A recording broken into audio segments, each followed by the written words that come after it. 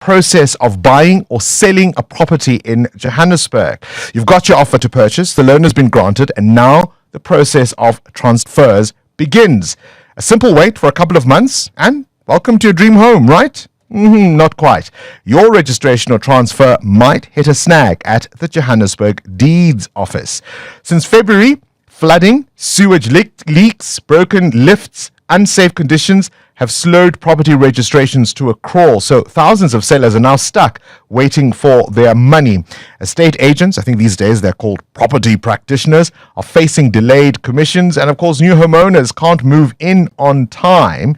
I mean, can you imagine if you are relocating to another city, you've got a new job, you found schools, everything is on track. The only thing that's delaying your move or complicating it is the fact that your house, which you have sold, isn't being transferred. To help us understand this, I've invited two guests. Firstly, Karla Strydom, who is a member of the Johannesburg Attorneys Association as property committee, and we've got a property practitioner, the managing principal of Sandton, Waterfall and Bedford View at Chas Everett International, and CEO of their luxury division, Rory O'Hagan. Let's start with you, Karla. Thank you for joining us. Let's start with the basics. I mean, how bad is the situation at the Joburg Deeds Office right now? Good morning, Bongani and listeners. Thank you for this opportunity to clarify the situation at the Joburg Deeds Registry. The surrounding area is not great. It is not safe. The building itself has many challenges, including lifts that don't work properly or only one working at any given time, if we're lucky. There has been flooding of sewage pipes. There's ventilation issues. There are many issues. But having said that, I'm at the Deeds Office all morning, every morning, and I can categorically state that the Deeds Office is fully operational and open. It was only closed for 3 days in February when the Department of Occupational Health and Safety issued a non-compliance notice. After that, it has been open every single day, and deeds are registering, and there is a lot of fake news out there about the Deeds Office being closed and about it not being operational. There are issues. It is at times struggling, but I can tell you that the Deeds Office has a target of 97% of matters having to register within a 7-day turnaround time. At present, they are meeting that with a few exceptions, and they are actually exceeding that in many cases. So there have been delays about only a handful of staff working on site. You're saying all of that has been fake news or at least exaggerated? There are definitely only a few staff members working on site. There's a staff complement of about 170 members at the Joburg Deeds Office, of which I think about 25, maybe 30 on some days, are working at their posts on the 22nd, 25th and 26th floors. The rest are either working on a rotational basis because their job cannot be done from home. Others are working from home. So it is under very difficult circumstances that those handful of people that are working are actually working very hard and very long hours to make sure that the public are not working to their detriment, that the property transfers are ticking over. There are challenges. There are more deeds that get misplaced, which results in delays. But as a rule, and under these circumstances in particular, the amount of issues are very limited.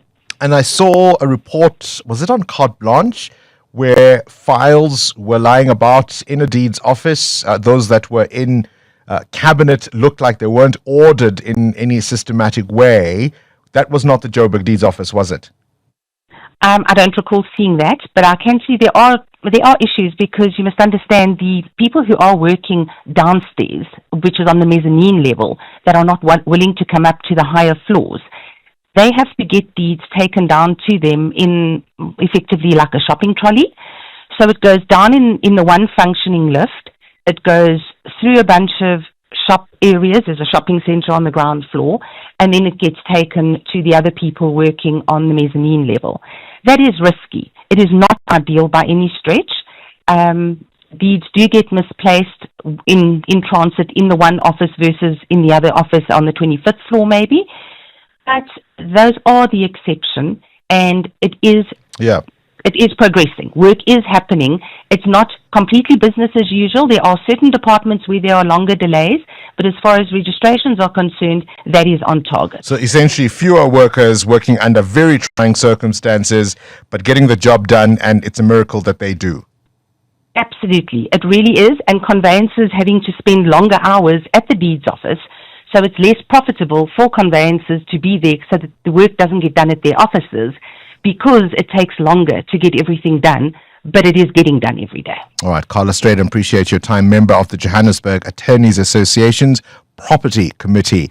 Somebody with a keen interest in this, of course, is a property practitioner himself. He's the managing principal of Sandton Waterfall and Bedford View Chaz Everett International and the CEO of its luxury division.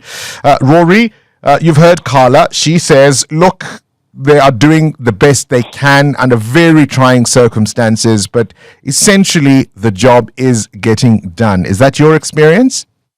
Absolutely, Bongani. Thank you. Good morning to you and the listeners. Yes, it's 100% correct. We are not seeing any undue delays at this point in time.